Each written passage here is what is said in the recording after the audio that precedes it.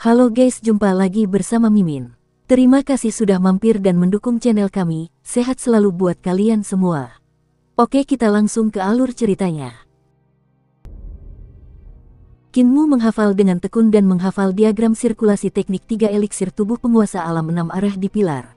Dia telah mendapatkan diagram teknik 3 eliksir tubuh penguasa alam 5 elemen yang belum lengkap di Istana Penekan Malapetaka, dan bersama dengan diagram sirkulasi alam 6 arah, bagian yang tidak dapat dipahaminya dalam diagram yang belum lengkap itu berangsur-angsur menjadi jelas. Namun, masih sangat mustahil untuk menambal diagram yang belum lengkap itu. Karena Patriark muda itu telah melihat diagram sirkulasi teknik 3 eliksir tubuh penguasa, dia mungkin juga memiliki diagram alam 5 elemen yang tidak lengkap bersamanya. Bahkan jika itu juga tidak lengkap, mungkin dapat menambal diagram tidak lengkap yang diketahui Kinmu. Ini menyangkut kultivasinya dan dia harus tekun. Tiba-tiba seorang pendeta keluar dari belakang aula dan bertanya dengan sungguh-sungguh, di mana para cendekiawan dari makam sungai? Para cendekiawan makam sungai, silakan maju. Kalian tidak perlu mengikuti ujian ini, tunggu ujian berikutnya. Wei Yong menatap kosong dan berjalan keluar bersama dua cendekiawan lainnya. Saat mereka berjalan menuju aula dalam, dia menoleh ke belakang, Saudara Qin. Jangan berisik, biksu itu berkata dengan sungguh-sungguh. Para sarjana dari makam sungai telah menderita banyak korban dan tidak perlu mengikuti ujian lebih lanjut. Sisanya akan tinggal di sini dan menunggu ujianmu. Kinmu sangat terkejut. Ternyata ada seorang biksu di Imperial Chollege.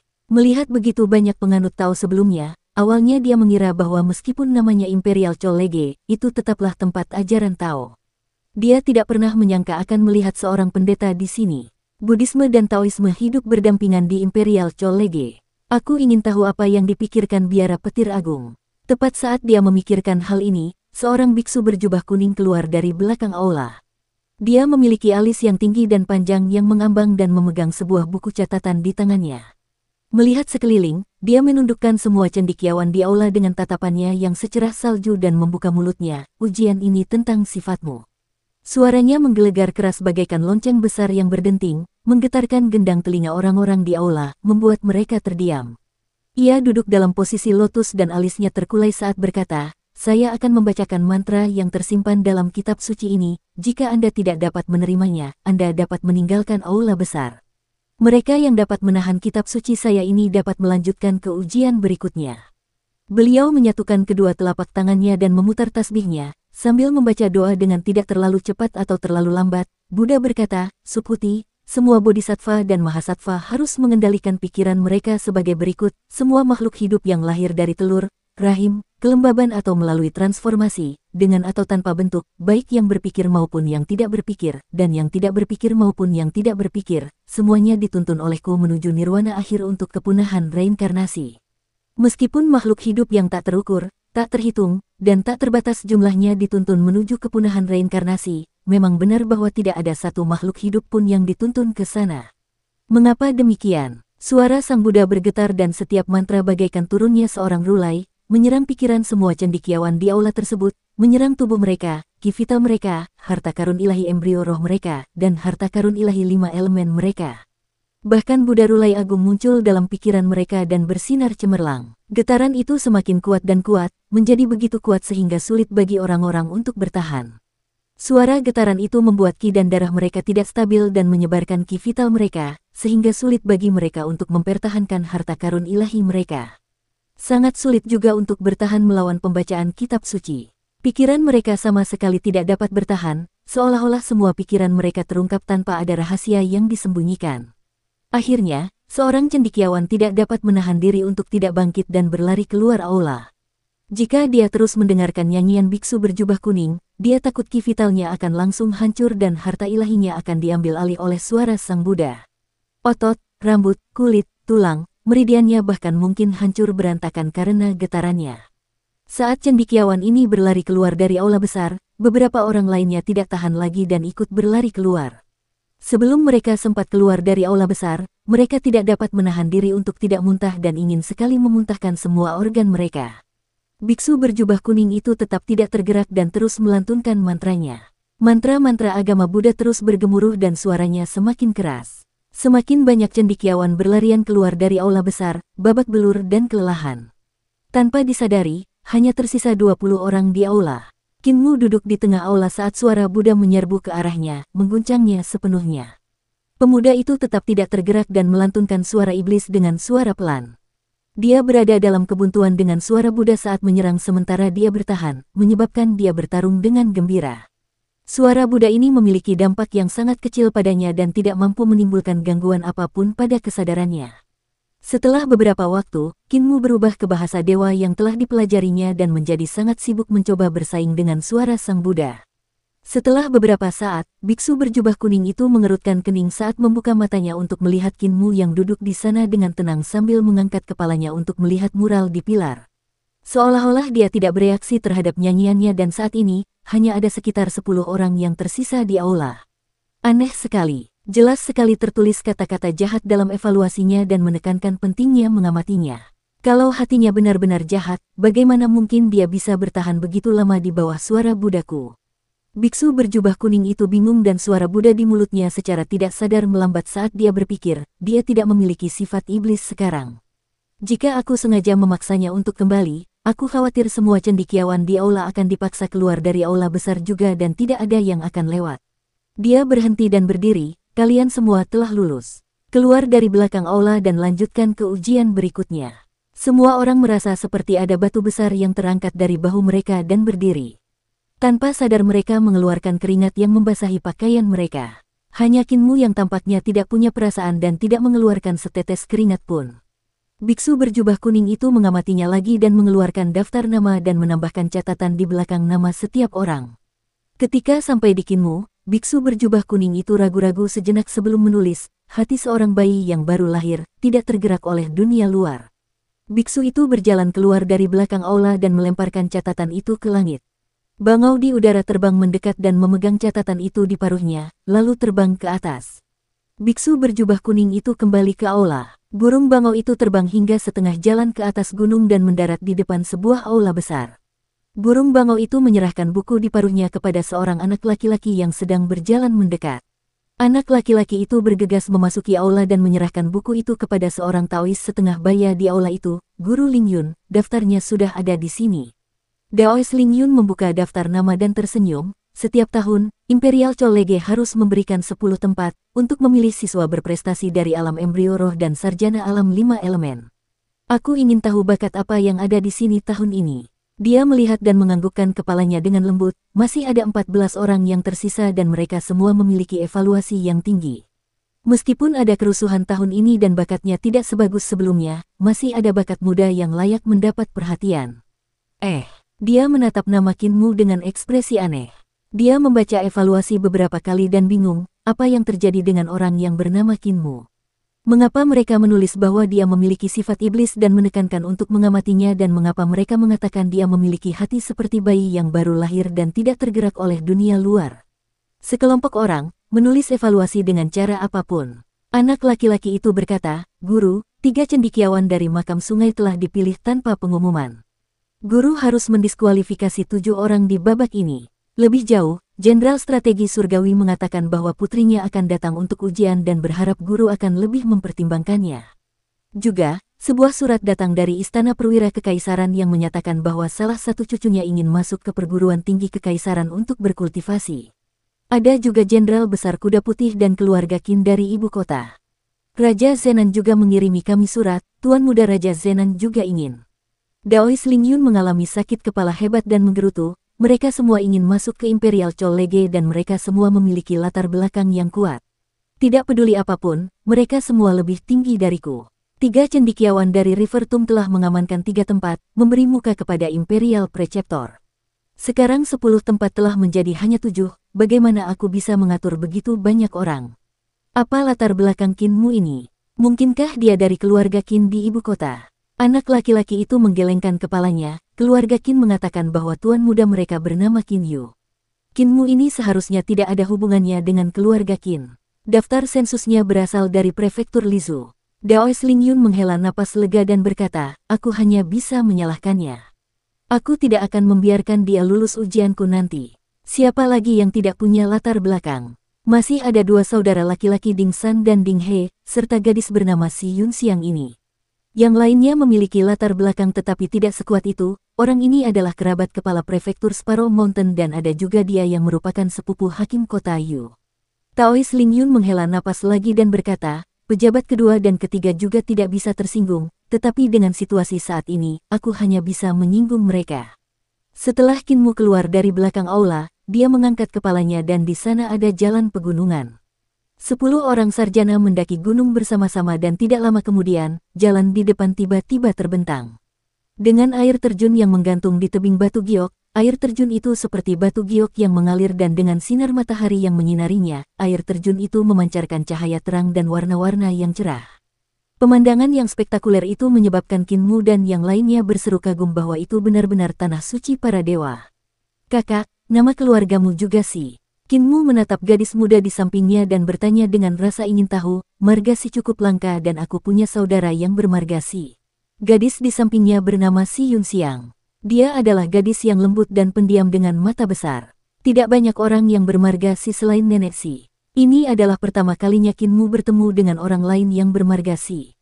Dia tidak dapat menahan diri untuk tidak meliriknya beberapa kali lagi dan melangkah maju untuk berbicara dengannya. Gadis muda bermargasi itu tampaknya menyadari tatapannya dan menunjukkan ekspresi malu. Dia menundukkan kepala dan terus melangkah maju, mengabaikannya. Dia tahu bagaimana menjadi pemalu, jelas bukan nenek yang menyamar. Kinmu menghela napas lega sambil berpikir, nenek tidak akan pernah malu. Nenek sekarang berada di desa lansia cacat dan tidak bisa meninggalkan reruntuhan besar, apalagi berlari jauh-jauh ke sini. Jika dia nenek, dia pasti tidak akan menggunakan nama keluarga Si karena aku akan mencurigainya. Haha, mungkin aku terlalu banyak berpikir. Dia sekarang agak ragu. Ketika dia mendengar nama gadis itu adalah Si Yun Xiang, dia sudah agak curiga itulah sebabnya dia pergi untuk mengujinya.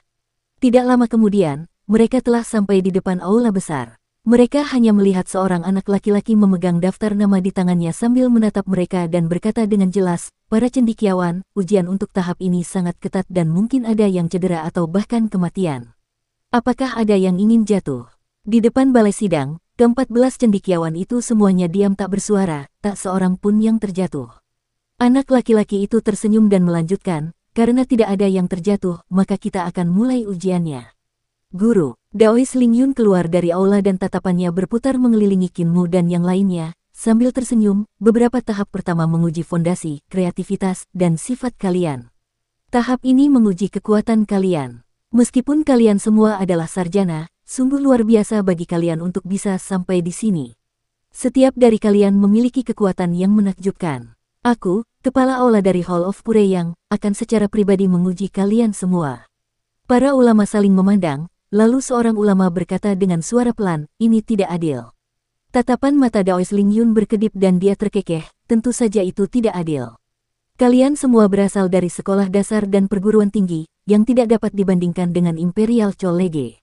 Selain itu, saya adalah seorang direktur Imperial College dan telah membaca semua kitab suci yang tersimpan di Imperial College, bahkan jika saya berada di alam yang sama, saya jauh melampaui kalian semua di sini. Oleh karena itu dalam ujian ini, kalian hanya perlu bertahan di bawah 3 gerakan saya. Selama kalian tidak kalah dalam 3 gerakan, kalian akan lulus. Dia tersenyum hangat, aku telah menyegel kultivasiku dan hanya membiarkan alam 5 elemen terbuka sehingga kalian semua bisa merasa tenang.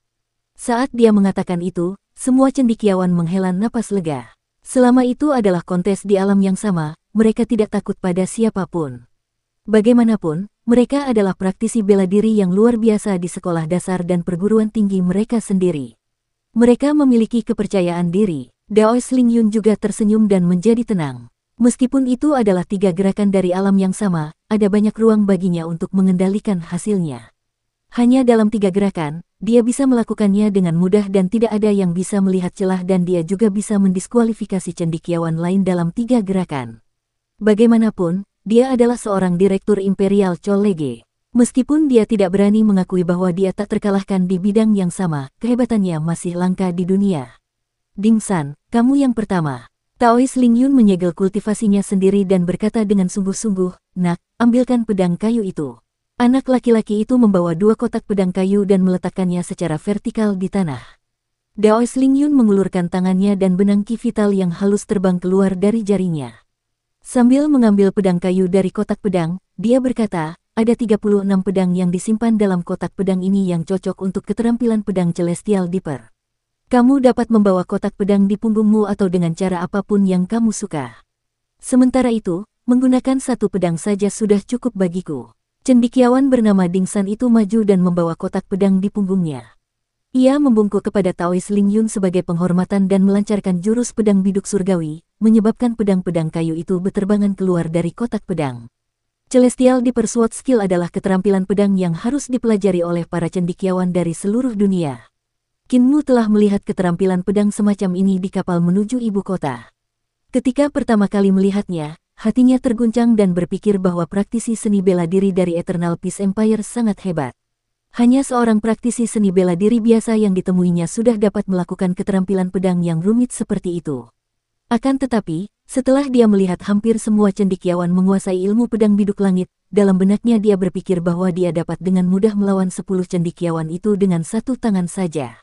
Ding San melancarkan jurus pedang Celestial Dipper miliknya. 36 pedang kayu itu berterbangan ke atas dan ke bawah. Kekuatannya tidak lemah. Namun, saat ia melancarkan jurus pedang ini, Qin Mu tahu bahwa ia pasti tidak dapat menangkis 3 jurus dari Daois Ling Yun. Ia bahkan tidak dapat menangkis 1 jurus pun. Daois Ling Yun menggunakan Qi untuk mengendalikan pedangnya dan menusukkannya. Gerakan pedang itu sangat sulit karena menembus ke-36 pedang dalam sekejap dan mengenai dada Ding San. Pemuda ini terlempar ke belakang akibat tusukan itu dan jatuh ke tanah, tidak dapat berdiri untuk waktu yang lama. Kultivasimu tidak lemah. Taois Ling Yun mengangkat kepalanya dan tersenyum. Para cendekiawan lainnya ketakutan dalam hati mereka. Ilmu pedang Daois Ling Yun telah memasuki alam transformasi, juga disebut kesempurnaan. Arti transformasi adalah alam transformasi, untuk berubah menjadi alam dan membentuk dunia. Mencapai alam itu, seseorang tidak lagi dibatasi oleh keterampilan pedang mereka dan bahkan gerakan ceroboh pun merupakan keterampilan pedang. Hal yang paling mengerikan adalah meskipun Taois Ling Yun telah menyegel harta karun sucinya yang lain dan hanya membiarkan embrio roh dan harta karun suci 5 elemen terbuka, namun kultivasinya masih sangat padat dan jauh melampaui Ding San. Ini terlalu mengerikan. Apakah benar-benar ada orang yang mampu menghalangi 3 gerakannya? Tatapan mata Taois Ling Yun berkedip dan berkata, Ding San, tinggalkan kotak pedang itu. Kau bisa turun gunung sekarang. Cendekiawan berikutnya, Qin Yu. Qin Mu terkejut saat melihat pemuda yang keluar. Pemuda itu sangat tampan dan memiliki fitur wajah yang sangat indah. Nada bicaranya tidak merendahkan atau sombong dan wajahnya membuat Qin Mu merasa familiar. Dia agak mirip dengan Qin Fei Yue, jenderal kecil Qin. Qin Mu berpikir dalam hati. Qiyu bergerak maju dan membawa kotak pedang di punggungnya sebelum membungkuk. Daois Ling Yun tersenyum. Meskipun kamu berasal dari keluarga Qin dan mereka memiliki kekuatan dan pengaruh yang besar di semua lapisan masyarakat, aku tidak akan menahan diri dalam ujian ini. Tunjukkan padaku kemampuan terbaikmu atau kamu akan berakhir seperti Ding San. Qin Yu menjawab ya dan mengulurkan tangannya untuk mencabut pedang dari punggungnya. Dengan pedang kayu di tangannya, 35 pedang lainnya terbang keluar pada saat yang sama, namun, mereka tidak membentuk formasi pedang Celestial Dipper dan sebaliknya pedang-pedang itu bergerak lincah seperti naga yang berenang. Keterampilan pedang semacam ini bukanlah keterampilan pedang yang diajarkan di sekolah dasar dan perguruan tinggi. Bahkan Daois Ling Yun belum pernah melihat keterampilan pedang seperti ini sebelumnya. Dia hanya merasa pedang-pedang kayu ini seperti naga yang berenang dan ketika pedang-pedang kayu ini bersatu, mereka menjadi naga besar yang mengumpulkan kekuatan dari ke-35 pedang kayu, memiliki kekuatan yang luar biasa. Qin Yu berteriak dan energi vitalnya meledak. Energi vital harimau putihnya tiba-tiba menjadi sangat kuat. Saat energi vitalnya meresap ke dalam pedang kayu, itu benar-benar membuat pedang kayu berwarna keemasan seperti pedang emas. Kini, 36 pedang kayu yang telah melampaui emas dan besi itu menyerang Taois Ling Yun yang berada di bawah kendalinya. Daois Ling Yun berseru kagum dan berpikir dalam hati, ini bukan keterampilan pedang keluarga Qin. Ini seharusnya merupakan hasil pertemuannya sendiri yang tidak disengaja dan dia berhasil memahami keterampilan pedang yang berbentuk naga yang berenang. Bahkan jika keluarga Qin tidak mengirim surat untuk merawat Qin Yu, dia masih memenuhi syarat untuk menjadi sarjana kekaisaran di Imperial Chol Lege kita. Qin Yu telah menapaki jalan sekolah teknik pertempuran dan sekolah seni ilahi. Keahlian pedangnya bagaikan naga yang berenang dan sangat tajam serta kuat. 35 pedang kayu itu terbang ke atas seperti 35 naga kecil dan pedang-pedang kayu itu bergabung menjadi 2 dan 3 dari waktu ke waktu. Itu seperti beberapa naga kecil yang bergabung menjadi naga besar dengan kekuatan yang lebih besar. Sementara itu, pedang kayu di tangannya bahkan lebih kuat. Pedang di tangannya seperti bagian lain dari lengannya, menyerang kemanapun ia menunjuk dan sangat licik. Apa yang ia gunakan adalah teknik pertempuran yang sangat kuat. Qin Mu berada di samping dan hatinya sedikit berdebar. Qin Yu ini telah melihat seekor naga sungguhan. Benar, Qin Fei Yue telah membawa anak dari Raja Naga Sungai Bergelombang yang disegel dalam es misterius keluar dari reruntuhan besar dan kembali ke kedamaian abadi. Keterampilan pedang Qin Yu seharusnya telah dipahami dari naga muda itu. Mungkinkah naga muda itu telah diselamatkan? Selain naga muda yang tertusuk di jantungnya, ada juga pelindung junior sang putra mahkota, Gulin Wan, yang juga disegel dalam es misterius itu. Sebagai pelindung junior putra mahkota dari peringkat pertama yang lebih rendah, kemampuannya pastilah luar biasa dan sekarang dia telah merampas pedang pelindung juniornya dan sarung pedang yang dicuri oleh si cacat. Jika Gulin Wan mengenalinya, dia pasti tidak akan membiarkannya pergi. Kali ini, dia tidak membawa pedang pelindung junior bersamanya ke ujian dan meninggalkannya di paviliun pendengaran hujan dengan Fu Qingyun yang menjaganya. Bagaimanapun, pedang pelindung junior tetaplah pedang pejabat tingkat pertama yang lebih rendah. Meskipun telah hilang selama bertahun-tahun, pasti akan ada orang yang masih mengenalinya. Aku penasaran apakah Gulin Wan masih menjadi pelindung junior putra mahkota. Tidak peduli dia masih menjadi pelindung junior putra mahkota atau tidak, dia bukanlah seseorang yang bisa kuhadapi. Aku harus mencari patriark terlebih dahulu. Qin Yu dan Daois Ling Yun bertarung dengan hebat. Sayangnya, hanya ada 3 gerakan dan dalam 3 gerakan itu, mereka berdua telah menyerang dan bertahan berkali-kali. Setelah 3 gerakan, Daois Ling Yun mengembalikan pedangnya dan tersenyum, kamu telah lulus. Qin Yu menghela napas lega dan mengembalikan pedang kayu itu ke dalam kotak pedang sebelum meletakkannya. Qin Mu sedikit mengernyit. Pertarungan antara Daois Ling Yun dan Qin Yu tampak luar biasa, tetapi memberinya perasaan aneh. Seolah-olah Daois Ling Yun tidak menggunakan seluruh kekuatannya.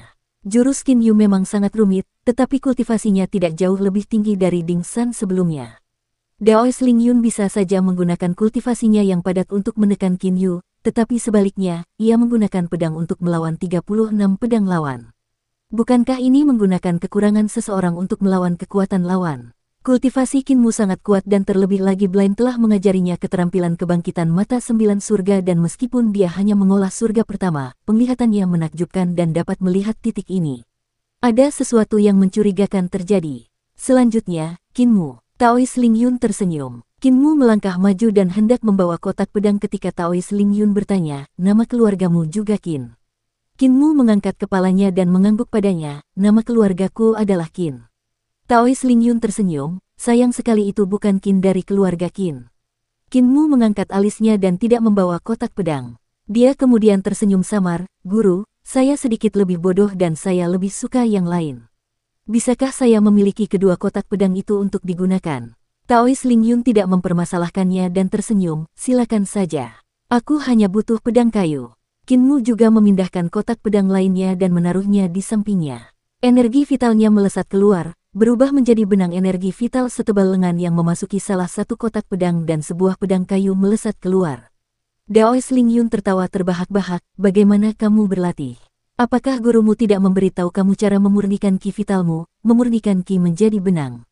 Qin Mu membungkuk lagi dan tersenyum jujur, saya belum belajar. Tolong guru. Daois Ling Yun meletakkan kedua tangannya di belakang punggungnya sementara benang ki vital halus yang tak terdeteksi membuat pedang kayunya berterbangan di sekelilingnya sambil dia tersenyum, kau boleh menyerang. Jari-jari tangan kanan Qin Mu saling bertautan membentuk jurus pedang. Dengan tenaga vitalnya yang tiba-tiba meledak dengan dahsyat, dia melangkah maju dan jurus pedang di tangan kanannya menusuk ke depan yang diikuti dengan gerakan cepat ke atas. Ci, gendang telinga semua orang hampir meledak karena suara siulan pedang kayu yang menembus udara. Jantung Daois Ling Yun berdegup kencang dan buru-buru mengendalikan pedang kayunya untuk bertahan, namun, dia tidak menghalangi apapun. Kemudian diikuti oleh pedang kayu Qin Mu yang melesat ke atas dan dia terbang ke udara.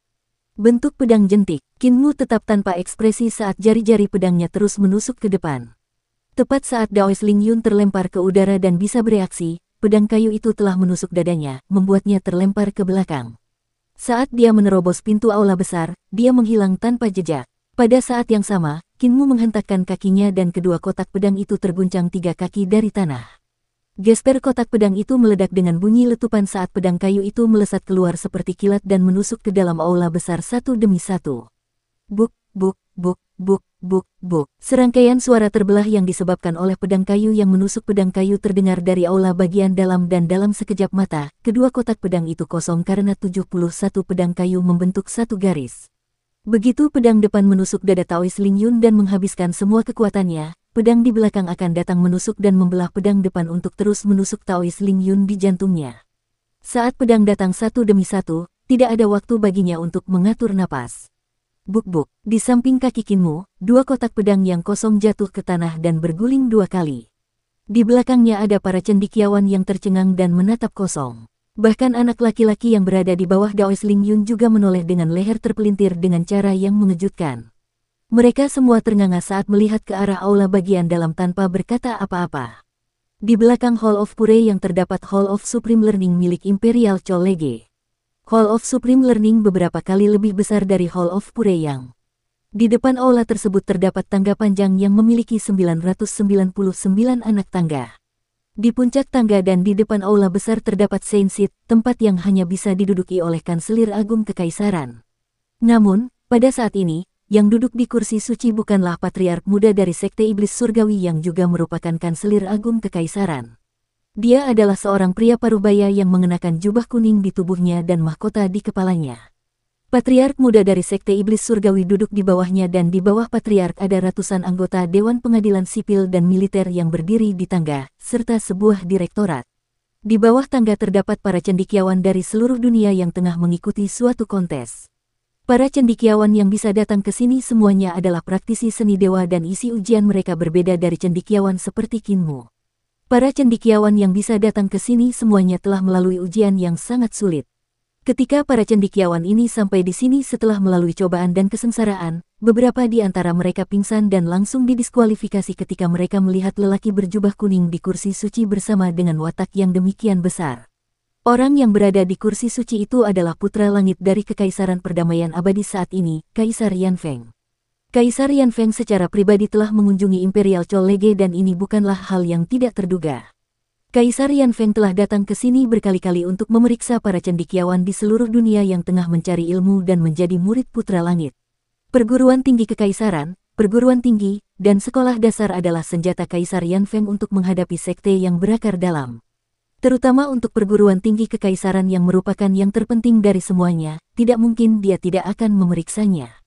Di bawah tangga, ada banyak cendekiawan yang saling bersaing dalam pertempuran sengit ketika tiba-tiba mereka mendengar ledakan keras. Pintu belakang Hall of Pure yang berada di depan Hall of Supreme Learning meledak terbuka dan sesosok tubuh terpental mundur dan jatuh ke medan perang. Di belakangnya ada pedang-pedang kayu yang menusuk ke arah sosok yang terbang mundur dengan kecepatan yang lebih cepat. Angin pedang bersiul dan suara benturan terus terdengar.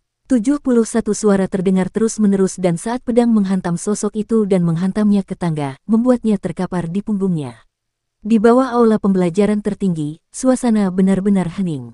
Para cendekiawan yang sedang berkompetisi semuanya linglung saat mereka menatap kosong ke arah orang di tangga. Dukung terus channel YouTube Sabta Novel. Suasana hening total di depan aula pendidikan tinggi. Ratusan anggota Dewan Pengadilan Sipil dan Militer yang berada di tangga juga terkejut. Setelah beberapa saat, Kaisar Yanfeng tersenyum dan berkata dengan tidak terlalu cepat atau terlalu lambat, Rektor Agung, sepertinya kompetisi untuk siswa sekolah dasar jauh lebih meriah daripada kompetisi untuk siswa perguruan tinggi. Bahkan direktorat pun kalah telak. Sekarang saya tertarik untuk melihat kompetisi siswa sekolah dasar. Patriark muda tersenyum, jika Yang Mulia ingin melihatnya, maka kami akan memanggil para sarjana ini untuk maju dan bertanding di sini. Ling Yun, apakah kamu masih belum bangun? Tidakkah kamu merasa cukup malu? Pendeta Tao Ling Yun merasa malu dan bersalah. Dia segera berdiri dan meminta maaf kepada Kaisar Yanfeng. Masih ada sebilah pedang kayu yang tertancap di dadanya. Pedang kayu ini adalah pedang ke-72. Dengan 72 pedang yang terus-menerus menancap di dadanya pada posisi yang sama, pedang-pedang kayu itu telah menancap ke otot-ototnya dan hampir menusuk ke jantungnya. Beruntung dia berhasil membuka segel harta karun sucinya yang lain saat dia terbang kembali dari serangan. Hanya dengan kekuatan sihirnya yang pulih, dia tidak dibunuh oleh Kinmu. Akan tetapi, dia telah kehilangan muka di hadapan seluruh Imperial Chollege dan bahkan di hadapan Kaisar, para anggota Dewan Istana, dan sampai ke mancanegara. Di antara para anggota Dewan Pengadilan Sipil dan Militer, ada beberapa yang merupakan utusan dari negara asing. Kaisar Yanfeng tersenyum, "Direktorat, Anda benar-benar mampu untuk benar-benar dipukuli seperti ini oleh seorang siswa sekolah dasar.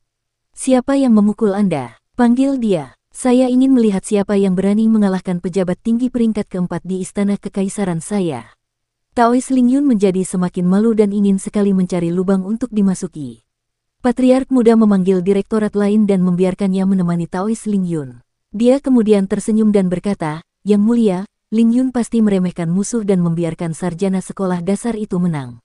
Namun, kemampuan sarjana sekolah dasar ini juga luar biasa. Untuk dapat mengalahkan Lingyun seperti ini, bahkan aku mulai penasaran dan ingin melihat siapa yang memiliki kemampuan seperti ini." Di depan Aula Pureyang, Qin Mu bersikap seolah-olah tidak terjadi apa-apa dan menoleh ke belakang. Ia melihat beberapa cendekiawan di belakangnya masih belum sadar. Hanya gadis bernama Si Yunxiang yang menatapnya dengan mata terbelalak dan ketika ia melihatnya menoleh ke belakang, gadis ini segera menarik kembali tatapannya dan menundukkan kepalanya sambil mengusap sudut-sudut pakaiannya. Penampilan pemalu ini, dia jelas bukan nenek Si. Qin Mu penuh percaya diri saat dia berpikir dalam hati.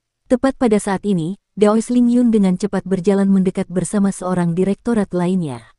Anak laki-laki itu segera menyambut Daois Lingyun kembali dengan memanggil, "Guru." Pia, anak laki-laki itu terjatuh karena ditampar oleh Taois Lingyun dan pengurus lain di sampingnya mengerutkan kening. "Kakak senior, mengapa kamu harus bersikap picik dan melampiaskan amarahmu pada anak kecil?" Taois Lingyun memasang ekspresi muram saat dia memandang ke arah Qin Mu dengan hati yang dipenuhi amarah yang tak terpadamkan. "Kau, ikutlah denganku." Direktorat lainnya melihat ke arah cendekiawan lainnya dan berkata, "Kalian semua juga ikut. Ujian di Aula Pure yang akan dihentikan sementara." Semua cendekiawan tersadar dan segera mengejar. Semua orang datang ke bawah tangga di depan aula pembelajaran tertinggi dan jantung mereka tak dapat menahan diri untuk tidak berdebar kencang. Tak seorang pun dari mereka tahu bahwa ada begitu banyak orang di sini dan mereka semua adalah tokoh bergengsi di kekaisaran, bahkan kaisar pun ada di antara mereka. Qin Mu melihat sekeliling dan menahan diri untuk melihat ke bawah. Wei Yong juga berdiri di bawah tangga tetapi dia tidak mengikuti ujian apapun. Ketika dia melihat Qin Mu, dia ingin menyapanya tetapi dia menahannya sambil mencubit telinganya dan menggaruk pipinya karena frustrasi. Kaisar Yanfeng tersenyum, "Siapakah cendekiawan sekolah dasar yang telah menghancurkan direktoratku? Coba aku lihat." Qin Mu melangkah maju dan mengangkat kepalanya untuk menatap langsung ke arah kaisar, sambil berpikir, ini adalah Kaisar Yanfeng, kaisar kekaisaran perdamaian abadi saat ini. Kaisar Yanfeng berbeda dari apa yang dibayangkannya. Dalam imajinasinya, Kaisar Yanfeng seharusnya adalah sosok yang bijak dan suci, memiliki kehadiran yang mengagumkan seperti dewa surgawi, namun, Kaisar Yanfeng ini tampak ramah. Ia mengenakan jubah naga kuning di tubuhnya dan memiliki sabuk merah yang disematkan dengan emas dan batu giok. Wajahnya sedikit montok dan area di antara alisnya lebar. Ia memiliki batang hidung yang tinggi dan memiliki kumis serta janggut. Kumis tumbuh di atas bibir atasnya dan kumis beruang tumbuh di bawah bibir bawahnya yang jauh lebih pendek daripada kumis di atas, namun, itu tidak terlalu mengganggu. Seseorang pasti sering membantunya memangkas kumis dan jenggotnya sehingga rapi dan tidak berantakan, tampak bergaya.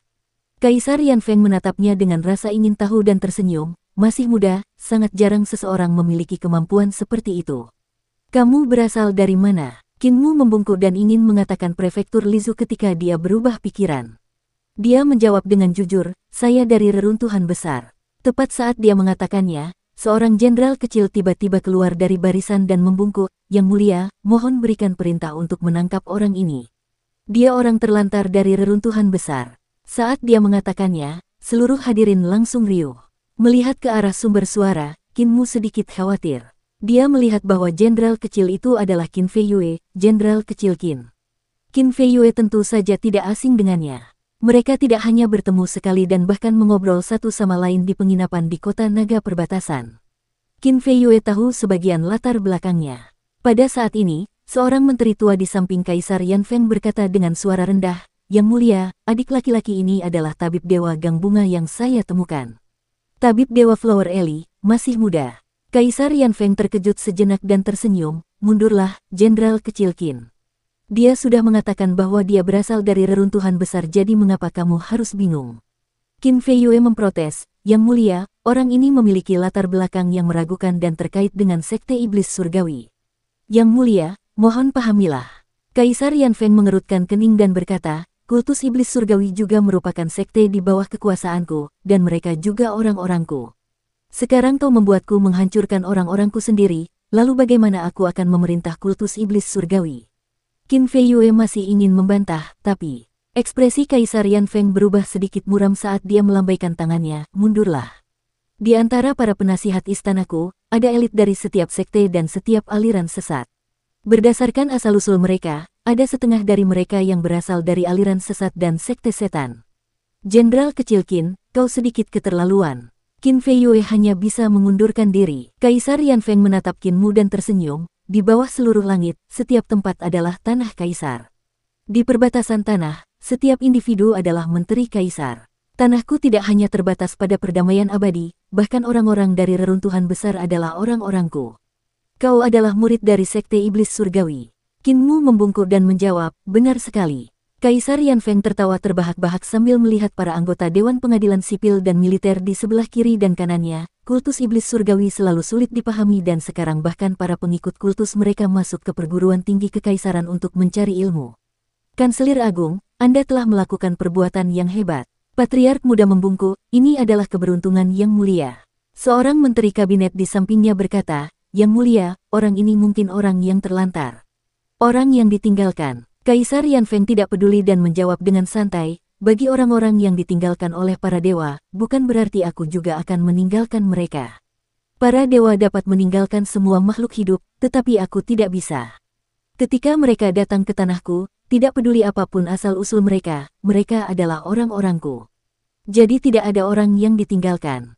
Seorang menteri tua melangkah maju dan membungkuk, tetapi yang mulia, akhir-akhir ini ada sekte yang membuat kekacauan dan saya khawatir sekte iblis surgawi juga mulai gelisah. Jika orang ini adalah mata-mata dari sekte iblis surgawi, sekte-sekte dunia persilatan ini selalu ingin membuat keributan besar untuk menakut-nakuti saya. Kaisar Yanfeng juga sedikit pusing dan mencibir, di permukaan, mereka memberontak terhadap guru kekaisaran tetapi mereka sebenarnya memberontak terhadapku. Mereka ingin aku bergerak dan membiarkan mereka duduk di tahta naga. Sungguh angan-angan. Di masa lalu, negara bergantung pada sekte dan sekte memutuskan siapa yang harus menjadi kaisar. Sekte-sekte ini mengandalkan negara dan rakyat jelata untuk menghisap darah mereka, membunuh kaisar manapun yang tidak sesuai dengan keinginan mereka. Sekarang, keadaan sudah berbeda dari masa lalu. Sekte-sekte sekarang hanya bisa bergantung pada negara. Saat dia mengatakannya, tidak diketahui hati nuraninya yang mana yang tergerak. Saat dia berdiri dengan penuh semangat, guru kekaisaran dan aku mendorong transformasi dan itu untuk mengubah situasi di mana sekte mengendalikan jalur kehidupan rakyat jelata dan negara. Aku tidak hanya menginginkan perubahan, aku juga menginginkan revolusi, untuk mengubah kehidupan sekte-sekte ini dan mengubah hidupku. Jika sekte-sekte ini tidak ingin berubah, mereka hanya perlu menunggu aku untuk mengubah hidup mereka. Sumber daya yang dikendalikan sekte-sekte itu semuanya akan menjadi milik kekaisaran dan mereka bisa melupakan tentang penggunaan paksaan terhadapku. Sekarang hanya sekte-sekte yang perlu berubah, bahkan istana kekaisaran harus berubah. Jika istana kekaisaran tidak berubah, cepat atau lambat kita akan tamat. Kalian semua mengatakan guru kekaisaran itu ekstrim tetapi dia tidak se-ekstrem aku. Tindakan guru kekaisaran mengikuti niatku. Memberontak guru kekaisaran berarti memberontak padaku. Seluruh Imperial Chollege benar-benar sunyi dan tidak ada suara yang terdengar. Kaisar Yanfeng jelas-jelas berkomentar berdasarkan perasaan pribadinya, memanfaatkan kesempatan itu untuk mengintimidasi para menterinya. Itu juga untuk menyatukan hati seorang penguasa dan para menterinya sehingga mereka dapat bekerja sama. Setelah beberapa saat, Kaisar Yanfeng tersenyum dan kembali duduk di kursinya, aku kehilangan ketenanganku. Direktorat, bawakan daftar nama itu. Taois Lingyun segera menyerahkan daftar nama itu dan Kaisar Yanfeng mengambil kuas merah tua dan menulis beberapa kata di bawah nama Qinmu, mulai hari ini dan seterusnya, dia adalah murid Putra Langit. Setelah selesai, dia menutup daftar nama itu dan mengembalikannya kepada Taois Lingyun. Kaisar Yanfeng menatap patriark muda itu dan berkata, Kanselir Agung, memilih sarjana pada dasarnya adalah tugasmu. Sekarang aku telah mengambil keputusan sendiri dan memilihkannya untukmu, apa pendapatmu? Patriark muda tersenyum, Yang Mulia adalah seorang guru brilian yang memiliki bakat luar biasa dan visi yang berani. Ini adalah keberuntungan reruntuhan besar. Kaisar Yanfeng tertawa terbahak-bahak dan menggelengkan kepalanya berulang kali, menjilat, kau menjilatku lagi.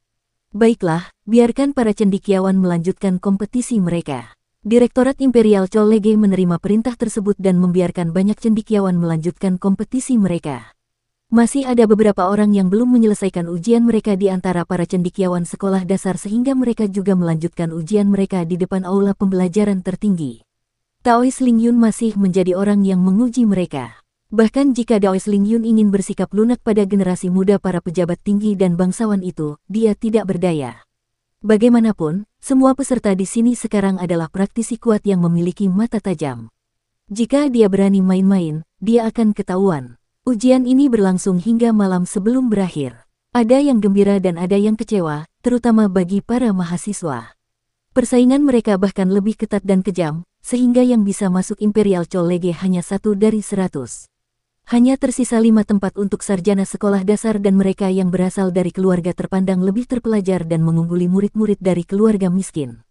Di antara kelima sarjana ini, hanya si Yun Xiang yang berhasil lulus ujian dan menjadi sarjana kekaisaran di Imperial College.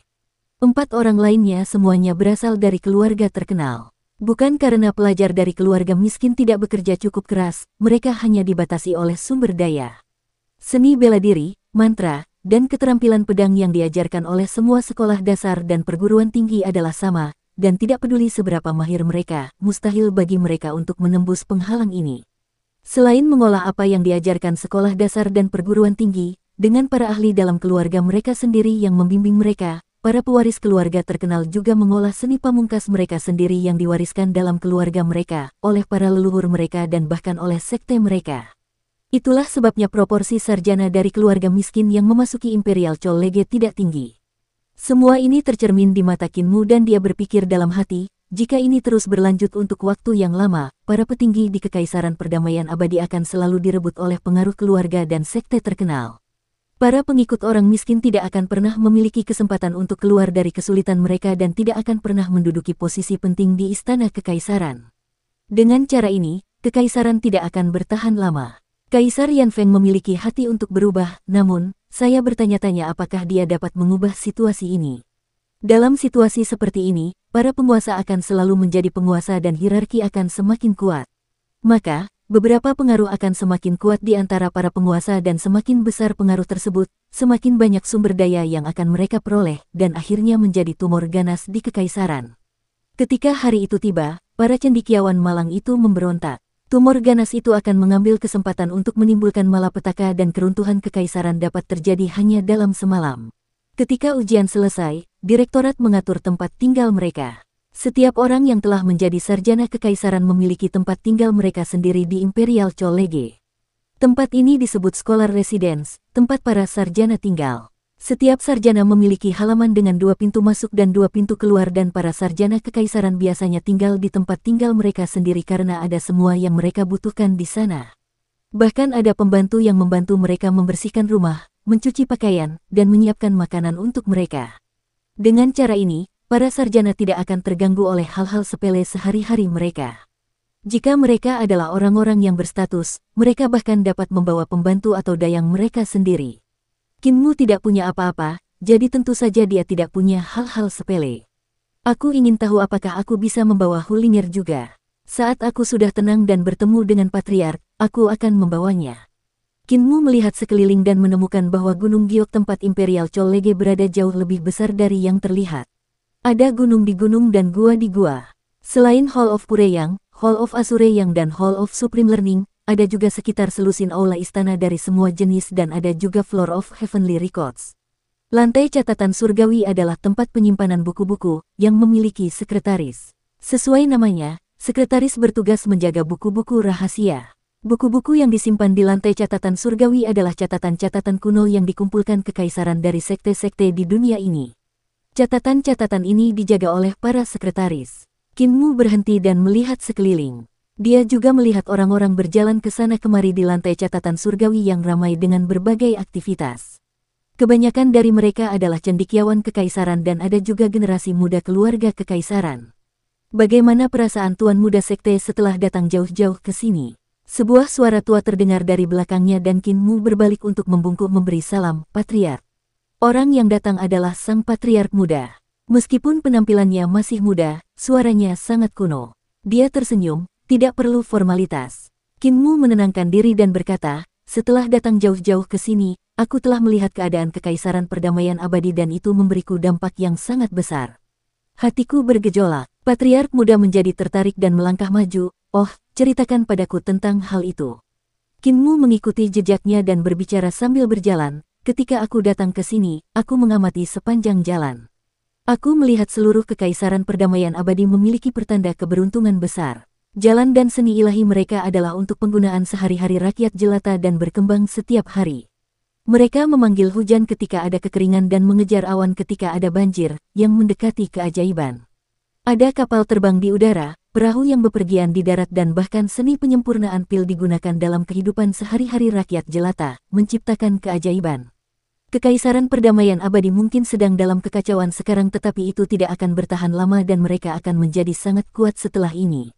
Patriark muda membawanya ke sebuah danau di gunung. Berdiri di tepi danau dan di bawah naungan pohon willow giok, dia bertanya dengan rasa ingin tahu, menurutmu, mana yang memiliki masa depan yang lebih menjanjikan, sekte atau negara? Dari apa yang kau katakan, kau percaya bahwa sekte tidak akan pernah bisa menandingi negara. Kinmu menganggukkan kepalanya, sekolah dasar, perguruan tinggi, dan Imperial College telah memastikan bahwa Eternal Peace Empire adalah sekte terbesar di dunia. Sekte-sekte lainnya hanyalah sekolah dasar dan perguruan tinggi untuk sekte ini, yang hanya menyediakan sarjana untuk Eternal Peace Empire. Bagaimana sekte-sekte ini bisa melawan Eternal Peace Empire? Patriark muda itu duduk dan di tepi pantai ada 2 set alat pancing. Dia memberikan satu kepada Kinmu dan mengambil satu untuk dirinya sendiri. Dia kemudian melemparkan umpan ikan ke dalam air dan tersenyum. Namun, sekarang seluruh negeri sedang memberontak, banyak sekte mengambil kesempatan ini untuk memberontak. Percikan api dapat menyebabkan kebakaran hutan dan dengan guru kekaisaran yang terluka parah, saya melihat Kekaisaran Perdamaian Abadi mendekati krisis dan kekaisaran dapat binasa kapan saja. Kinmu juga melemparkan tali pancing dan umpan ke dalam air, tertawa terbahak-bahak, Patriark, kau mencoba menyesatkanku, kan? Guru Kekaisaran Perdamaian Abadi melonggarkan kendali hanya untuk memahaminya dengan lebih baik. Dia ingin mengambil kesempatan ini untuk menangkap semua kekuatan pemberontak di dunia dalam satu gerakan. Hal ini tidak luput dariku sehingga wajar saja jika Patriark tidak bisa menyembunyikannya. Patriark muda itu memiliki ekspresi tenang saat dia melihat permukaan danau. Setelah beberapa saat, dia berkata, bukan hanya melonggarkan kendali untuk mencengkeram mereka dengan lebih baik. Kamu melewatkan trik melukai dirinya sendiri untuk mendapatkan kepercayaan musuh. Pengajar Kekaisaran Perdamaian Abadi memang rusak parah dan menderita luka serius. Kalau tidak, dia tidak akan bisa menipu semua sekte di dunia. Kinmu terkejut dan berteriak, guru Kekaisaran Perdamaian Abadi terluka. Patriark muda itu menggelengkan kepalanya, orang lain yang telah melukainya. Konon, 3 monster tua dari generasiku telah menyerangnya bersama-sama dan melukainya dengan parah. Aku telah mengunjunginya setelah dia kembali ke ibu kota dan dia memang terluka parah. Kinmu tidak bisa berkata apa-apa. Dia selalu mengira guru Kekaisaran Perdamaian Abadi menggunakan metode melonggarkan kendali untuk memancing pasukan pemberontak keluar. Dia tidak pernah menyangka guru Kekaisaran Perdamaian Abadi benar-benar terluka. Dia mengalahkan mereka dalam permainan mereka sendiri dan menggunakan ini untuk memancing orang-orang ini keluar. Patriark muda melanjutkan dengan tidak terlalu cepat atau terlalu lambat, jika sekte-sekte ini berpikir bahwa mereka dapat menyingkirkan guru Kekaisaran Perdamaian Abadi dengan cara ini dan menghancurkan Kekaisaran Perdamaian Abadi, mereka mungkin akan menderita kerugian. Pemimpin sekte muda, apa pendapatmu tentang guru Kekaisaran Perdamaian Abadi? Kinmu menjawab dengan kagum, pahlawan di antara manusia, berpikiran luas dan terbuka, bakat yang tak tertandingi. Patriark muda itu tersenyum, ketika dia datang kepadaku untuk menanyakan jalan, aku juga berpikir begitu. Awalnya aku ingin mengangkatnya sebagai muridku, tetapi bakatnya yang luar biasa sudah cenderung melampauiku, oleh karena itu aku telah membuang pikiran ini agar tidak menahannya. Sekarang Kekaisaran Perdamaian Abadi berada di atas semua sekte, sekolah, dan aliran sesat di dunia. Kekuatan mereka tak tertandingi, dan pengajar Kekaisaran Perdamaian Abadi juga merupakan bakat yang tak tertandingi. Kalau begitu, bagaimana aliran sesat kita bisa tenang? Ada niat untuk mengujinya dalam perkataannya. Sejak kalimat pertama yang diucapkannya setelah bertemu Kinmu, dia sudah memulai pengujiannya pada Kinmu. Mengikuti ujian Imperial College dan menjadi sarjana kekaisaran di Imperial College hanyalah ujian pertama bagi Kinmu, yang menguji kekuatannya. Dan sekarang dia sedang menguji kebijaksanaannya. Apakah dia memiliki kebijaksanaan untuk mengelola sekte iblis surgawi dan apakah dia memiliki kebijaksanaan untuk menjadi master sekte? Kinmu merenung sejenak dan berkata, ada dua jalan bagi sekte suci kita. Jalan pertama adalah mengubah sekte menjadi sebuah negara, membiarkan sekte suci kita mendirikan sebuah negara. Jika sekte suci kita mendirikan sebuah negara, kita harus pergi jauh dari perdamaian abadi. Karena nasib kekaisaran perdamaian abadi menjadi semakin makmur, pengajar kekaisaran pasti akan memindahkan pasukannya keluar untuk menelan wilayah tetangga setelah dia memadamkan pemberontakan. Di kekaisaran, kita tidak akan mampu melawan kekaisaran perdamaian abadi dan jika kita terlalu dekat, kita juga tidak akan mampu melawan kekaisaran perdamaian abadi. Jika kita pergi jauh dari perdamaian abadi, tidak ada fondasi bagi sekte suci kita dan saya khawatir akan sulit bagi kita untuk bangkit bahkan setelah puluhan tahun. Patriark muda menganggukkan kepalanya dan berkata, jalan pertama sangatlah sulit. Kultus suci kita didasarkan pada rakyat jelata. Meninggalkan perdamaian abadi berarti fondasi kita akan hancur. Jalan ini tidak mungkin. Apa jalan kedua? Jalan kedua adalah bergantung pada. Kinmu melanjutkan, sekte suci bergantung pada kekaisaran perdamaian abadi. Ekspresi kepala suku muda itu sedikit berubah dan dia tertawa dingin. Kau menjadi pemimpin sekte dan ingin memusnahkan sekte suci kami. Beraninya kau, penggal kepalamu.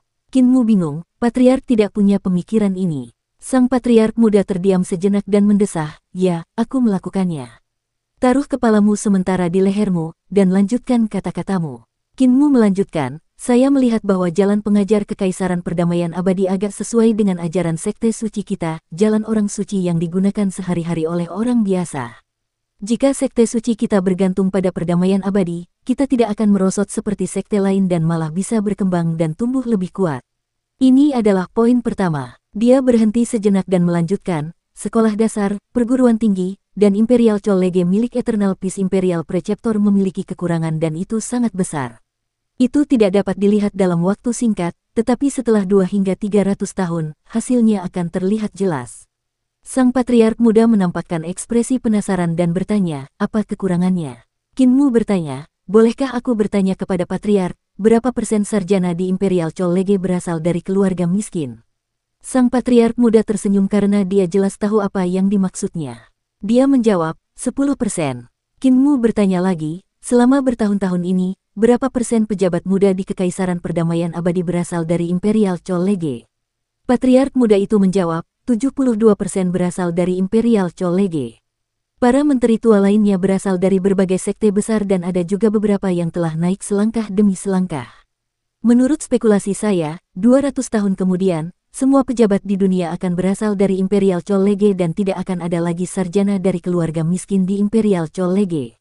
Kinmu melihat pelampungnya tenggelam ke bawah dan tidak terburu-buru menarik kembali tongkatnya, sebaliknya, dia menunggu sebentar. 200 tahun kemudian, anak-anak dari keluarga miskin akan tetap miskin sepanjang hidup mereka dan anak-anak dari keluarga kaya akan tetap kaya sepanjang hidup mereka. Kebencian orang-orang akan terakumulasi selama berhari-hari dan berbulan-bulan, yang pasti akan meledak. Keluarga-keluarga kaya dan berpengaruh akan mengambil kesempatan ini untuk memberontak dan menggulingkan keluarga kekaisaran dan saat itulah kultus suci kita akan menguasai dunia. Dengan kekuatan kita yang melonjak, tidak ada yang akan menandingi kita dan tidak ada yang bisa melawan kita. Ia mengangkat tongkat pancingnya dan seekor ikan besar pun tersangkut. Namun, ikan ini sangat kuat dan tali pancingnya putus. Ikan besar itu jatuh kembali ke dalam air dan menghilang tanpa jejak. Sang patriark muda tertawa dingin, kau ingin memberontak dan memfitnah sekte suci kami sebagai orang yang tidak benar, penggal kepalamu. Kin terdiam sejenak dan berkata, patriark, berhentilah bercanda. Patriark muda itu terdiam. Dia juga menangkap seekor ikan, tetapi ikan itu kecil. Sambil mengangkat tongkatnya, dia melanjutkan, baiklah, kita akan membicarakan hal-hal yang pantas. Apa yang terjadi setelah kau mengubah kultus suci kita menjadi kekaisaran perdamaian abadi lainnya setelah 200 tahun? Ketika pertempuran besar menyapu bersih perdamaian abadi dan menghancurkan keluarga-keluarga yang kuat, akan ada keluarga-keluarga kuat 200 tahun kemudian yang akan menggulingkan kekuasaan kultus suci kita. Bagaimana kau akan menyelesaikannya? Kinmu tercengang dan menggelengkan kepalanya, aku belum memikirkan apa yang akan terjadi setelah 200 tahun. Semoga patriark memberiku pencerahan. Patriark muda itu mematahkan cabang pohon willow dan menusuk ikan itu. Dia kemudian berdiri, bahkan aku tidak dapat melihat apa yang akan terjadi setelah 200 tahun. Master Sekte Muda, karena kamu dapat melihat 200 tahun ke depan di usiamu, kamu sudah menjadi Master Sekte yang berkualifikasi. Kamu telah lulus ujianku. Pemikiranku berbeda darimu. Yang kupikirkan adalah ajaran sekte suci kita. Hati Kinmu sedikit tersentak saat ia melihat ke arah tetua muda ini. Patriark muda itu berkata dengan tenang, jalan orang suci tidak lain adalah penggunaan sehari-hari bagi orang biasa.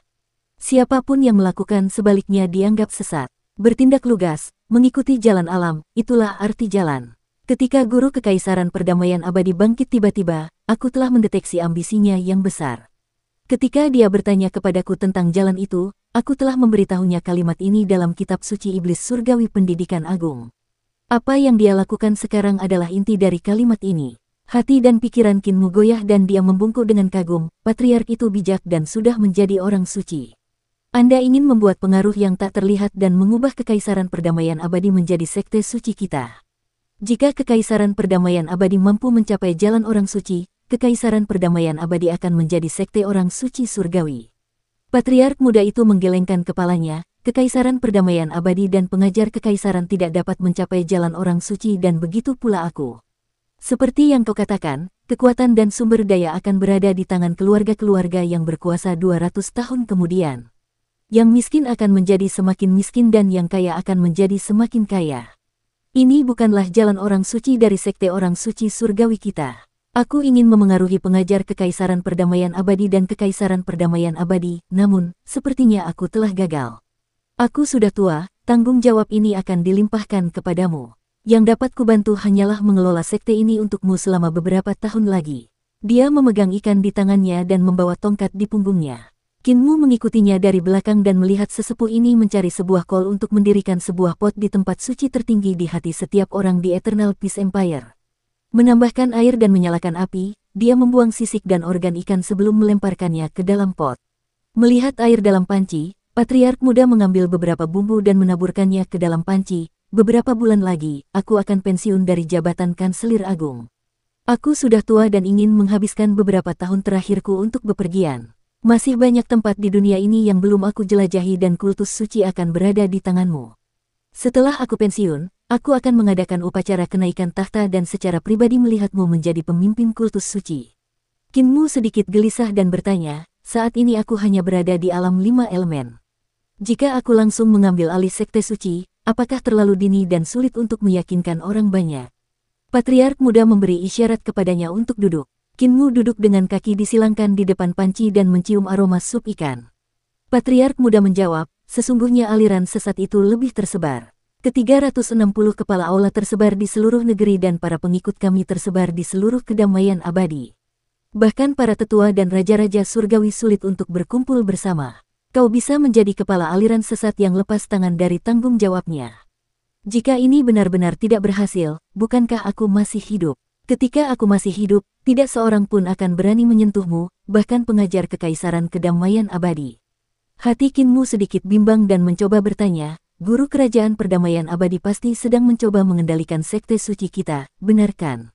Tentu saja, namun, Anda bisa membuatnya tenang. Patriark muda mencicipi sup ikan dan merasa bahwa panasnya belum terasa, jadi dia menambahkan lebih banyak kayu bakar. Kamu perlu tahu bahwa kamu masih muda dan tingkat kultivasimu rendah. Dia tidak akan menempatkanmu di matanya dan akan merasa bahwa dia dapat mengendalikanmu. Jika dia dapat mencapai jalan orang suci, tidak ada ruginya membiarkan dia mengendalikanmu dan mengendalikan sekte suci. Jika dia tidak dapat melakukannya, kamu hanya perlu menggantikannya. Seolah-olah dia mengatakan hal yang tidak penting, namun, hal ini merupakan peristiwa besar yang melibatkan masa peralihan antara dua dinasti.